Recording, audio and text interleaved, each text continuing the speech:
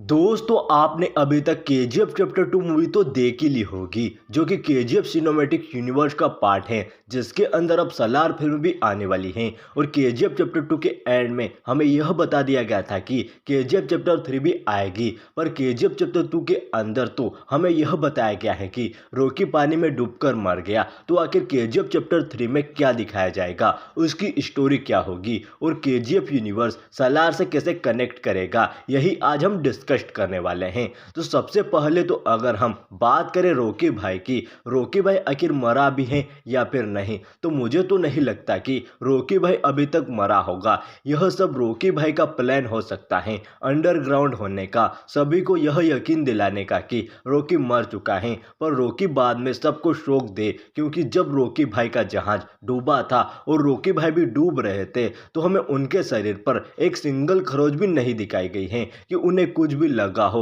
उनके खून का एक भी कतरा नहीं निकला है, वह एकदम सही है। तो रॉकी भाई वहां से निकल सकते हैं अपने भरोसेमंद आदमियों को कहकर। और अगर केजीएफ चैप्टर 3 की स्टोरी की बात करें तो केजीएफ 2 के एंड में हमें केजीएफ 3 की हिंट देखने को मिलती है और साथ में यह भी बताया जाता है कि रॉकी ने इंटरनेशनल लेवल पर भी बहुत ज़्यादा कांड किए हैं और उसका दबदबा दूसरे देशों में भी था और वह दूसरे देशों में भी बहुत बड़े बड़े क्राइम करके आया था। तो केजीएफ 3 में हमें केजीएफ चैप्टर 2 से पहले की कहानी बताई जा सकती है, जब रॉकी भाई दूसरे देशों में गए थे और उन्होंने दूसरे देशों में बहुत बड़े बड़े क्राइम किए होंगे। तो उन्हीं सबको हमें केजीएफ चैप्टर 3 की आधी कहानी में बताया जा सकता है और आधी कहानी में हमें केजीएफ और सलार का कनेक्शन दिखाया जा सकता है और फिर रॉकी भाई उस समंदर में से कैसे निकल कर आए और सलार और केजीएफ का क्या कनेक्शन है। तो आपको वह बच्चा तो याद ही होगा जो रॉकी के लिए अधीरा के सामने खड़ा हो गया था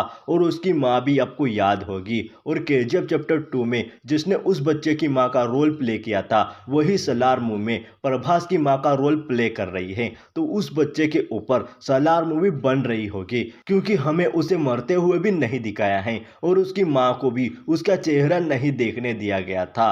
तो रॉकी भाई ने उस बच्चे को अपने किसी मकसद के लिए छुपा कर रखा होगा और ऐसा भी हो सकता है कि केजीएफ यूनिवर्स की सभी फिल्में आने के बाद केजीएफ चैप्टर 4 भी आए, जिसके अंदर सभी के सभी हीरो और विलन मिलकर और सभी सबसे बड़ा कांड करे। जैसे कि इस यूनिवर्स के अंदर एक एनटीआर की फिल्म भी आने वाली है और बगीरा फिल्म भी आने वाली है, जिसके अंदर का हीरो पुलिस ऑफिसर का रोल प्ले करने वाला है। तो यही पुलिस ऑफिसर सबका डी एंड कर सकता है। आपको क्या लगता है, कमेंट में जरूर बताइएगा।